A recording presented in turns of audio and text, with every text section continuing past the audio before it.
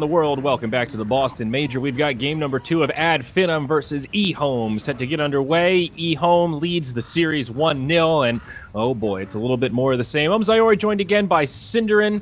Sin, how you feeling here? First pick Ogre right into the Shadow Demon Luna. I'm feeling the OD from Finem. That's what I'm feeling. Okay. That would be a very Finem thing to do. Yeah. Good way to deal with illusions, huh?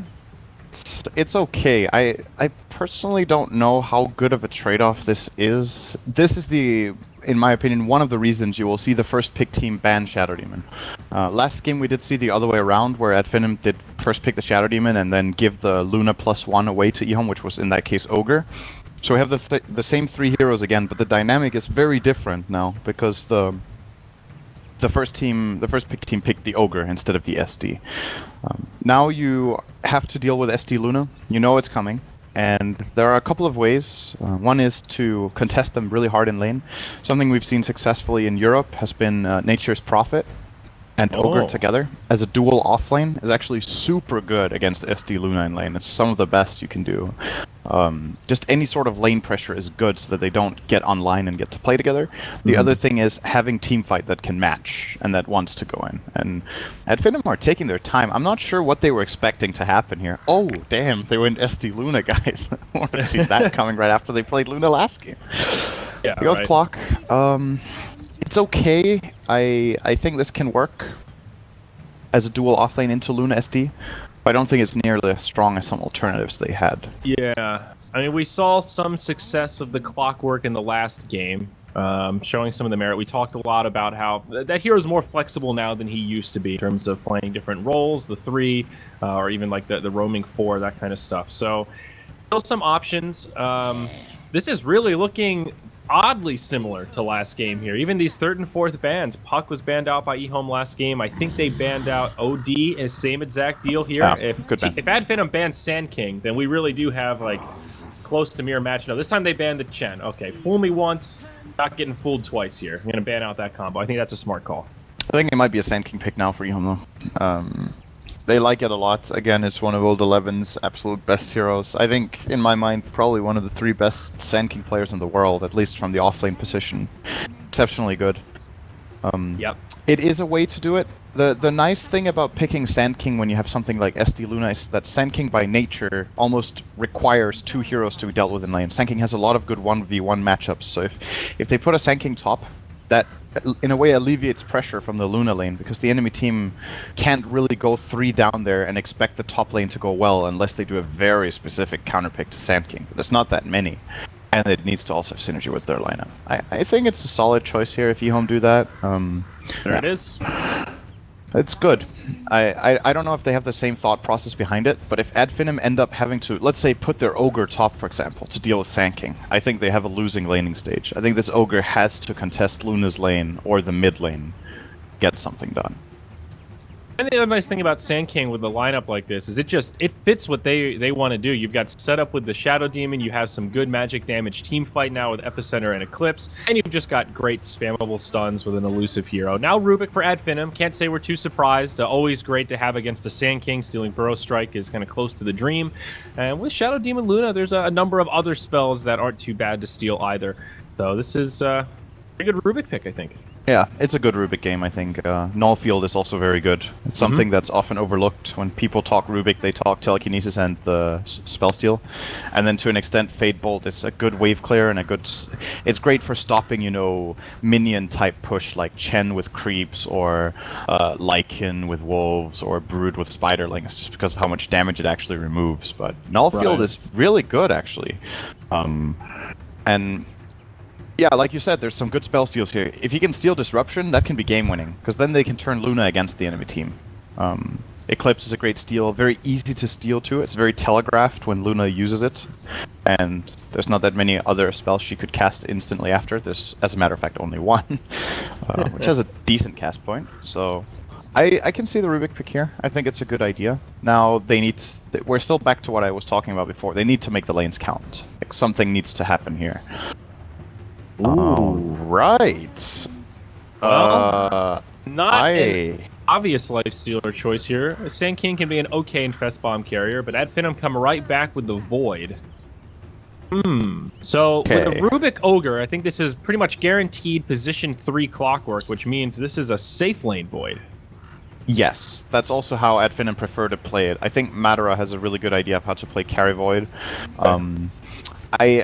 We've seen Skylark in the past play quite a bit of void. His hero pool has been pretty good. Probably his like active or stable hero pool is maybe like 5, 6, 7 offlaners, which is enough. It's fine. And out of all of those, I actually think Void might be his worst. I think they've had more success playing it on Madara in general than as an offlane 3 position. So I'm not surprised. I also think this is a good Void game. Good at locking down the Lifestealer, something to catch the Luna with, but you're still dealing with disruption as a possible counterplay to the Chrono. Like, if you catch someone of the cores and it gets disrupted, you've missed your timing window. Now they're going to go Sniper. Okay. Well, now it's starting to make more sense now, right? You've got Bloodlust for the Sniper. You've got a lot of heroes that can peel for the Sniper in terms of Clockwork, Hookshots, Cogs, Telekinesis, Chronosphere. There are a lot of ways to keep this Sniper safe. I like the idea here. But that also assumes they can find those initiations. You know, now Ricky for EHOME, a great backline hero to just jump on the Sniper. Also a great hero to stop Clockwork and Void from getting those counter initiations. I think this is a really good last pick. And it's a great Lifestealer and Fest Bomb carrier, of course. Yeah, they're playing a mid Lifestealer here. I'm very curious to see how that works out. What I wanted to say is a problem I see for Ad Finem in this draft is that their wave clear is actually not that exceptionally good. Void, one of his innate weaknesses as a carry is that he doesn't push waves very fast unless you go something like Maelstrom build-up, and you generally need like another item before that, so that maybe comes minute 15-20 at the earliest. Sniper, same problem. Shrapnel is great, but it's a long cooldown. Then you've got Fade Bolt and Rocket, which is okay, but it's not like that good, and you're playing with weak wave clear in arguably okay-ish wave clear, but not great, into SD Luna, and you know how they're going to be playing. They're going to be pushing your waves and they're going to be hitting your towers, and you need to respond. And the issue that I see in combination with that is that when they start struggling with dealing with waves, your natural way of playing Dota is to split up your team, right? Because you need to start defending waves. That sucks against Lifestealer Ricky. That is really not fun to play. When they're off the map and your waves are pushed, you can't really feel like you can go anywhere. So I'm favoring EHOME in this one based on draft. If this mid Lifestealer works out, I think they have the tools they need to beat the Ad Finem lineup, but Ad Finem definitely have some good fights if they can take them. That's the real problem. Feels kind of similar to last game for me in the sense that Ad Finem have tools, but I think EHOME's strategy is a little more straightforward, probably a little bit easier to execute, and I think it's just a little bit more versatile in terms of they have options. If Luna gets shut down, Lifestealer can kind of pick up some of the slack in the mid game, and vice versa. For Ad Finem, it all needs to kind of come together. You know, if Sniper gets completely shut down, this could get tough. Kind of same deal for the Void. They're banking on Madara having at least an okay laning stage. It could work here. Let's do some predictions, though, here, Sin. Yeah. I'm curious what you think about number 1. Sniper or Luna. I think I'm going to go with Sniper. No, it's magical or pure. You think Sniper, really? Yeah, Shrapnel Okay, hurts. Shrapnel. Oh, we'll try for Shrapnel. Least deaths in the whole game is going to be... Well, if I'm going with EHOME, I'll pick Lifestealer, I think. Okay. I had Sylar, but maybe Old Chicken's a better Most one. last hits at 7 minutes. I'm out of time. Luna, and then total smoke kills 0 to 4. Oh, no, I did 5 to 8 on the last one. Shit. I mean, if the game goes long enough, that's definitely happening. We'll see. Cool. But yeah, I think this Ricky pick is really what seals it for me. I think Garter has a lot of potential this game, just with smoke clouds to stop that chain of initiation for Ad Finem to easily start these fights. If you can break that up, pressure the Sniper in the back line, that's going to be huge. You just know that thing where you look at a lineup and you just feel the lineup. Like, you look at it and you can just tell. You have a good feeling. That's a very Blitz thing to say. I don't know the numbers, but I can just feel it. That's what I have with EHOME's draft right now. I'm looking at those picks and I just like it, you know, what I see. Okay. Ad Finem's is also not bad by any means. Like, I also think their lineup is pretty good. I already explained what I think is going to be the problem. We'll see if it actually ends up happening. So they did do a switcheroo, though. Old Chicken is in the safe lane on the Lifestealer. Mid Luna.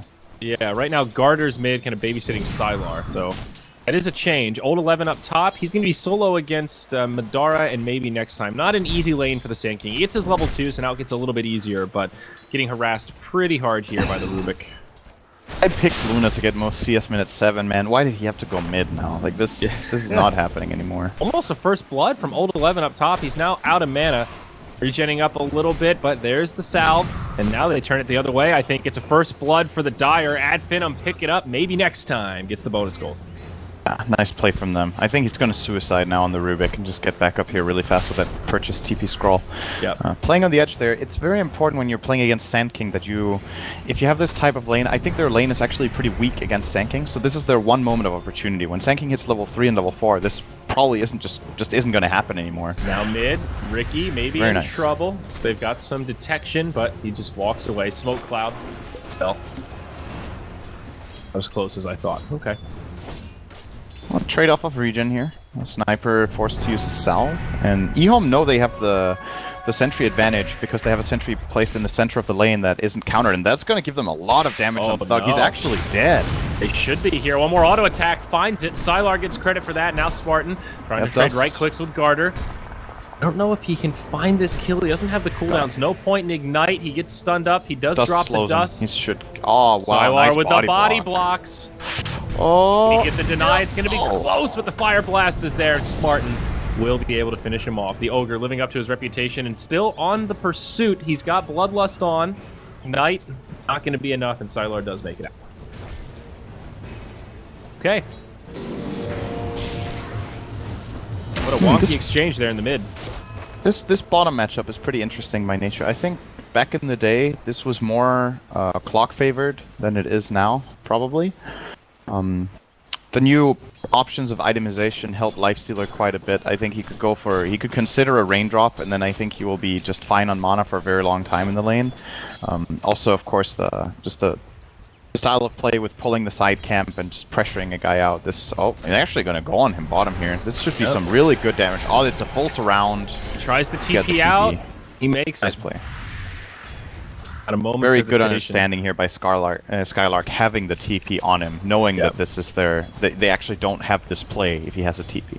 Right. But still a close call with 2 points in Soul Catcher. You know, that's one of those, if he hesitates at all, it's probably not going to happen. So regardless, it's a great play from EHOME no matter what. Like, it's a good escape, but he lost a full wave and a half of experience probably, and EHOME threatened him, forced him to buy a TP. They're dominating bottom. This opens up for Shadow Demon to play greedy now. Lifestealer is perfectly fine in this one-on-one, so they can just spam pull with Lanham here. Gonna triple up this camp very nicely. This should kill the entire wave, and Clock can't really come in and contest because of how strong this Radiant lane is, and now his TP is on cooldown. Mid lane, Garter might be in some trouble here. They've got another sentry. They will drop it, but they can't close the gap. Spartan's out of mana. Or wishful thinking on that one. Actually managed to kill 11 again. I didn't think this was going to happen. He got level 4 and died top to this Void Rubik lane. Really not the strongest of lanes at all against Sand King, but they're doing a very good job. Didn't see that play in particular, but just to be able to get that kill at this point, they should be very, very satisfied with. Yeah, I was watching the mid there as that was breaking out. So take a look at the CS mid, though. How is this sniper faring against the Luna? Pretty well. 19-9 versus the 11-4 Sylar. This is going pretty well for Finem in the mid. And in terms of offlaners, it's fairly comparable. That death will set back the Sand King a little, but Clockwork up to a couple last hits, sitting 9-4, and almost level 4 himself. I think EHOME should be feeling okay about this mid.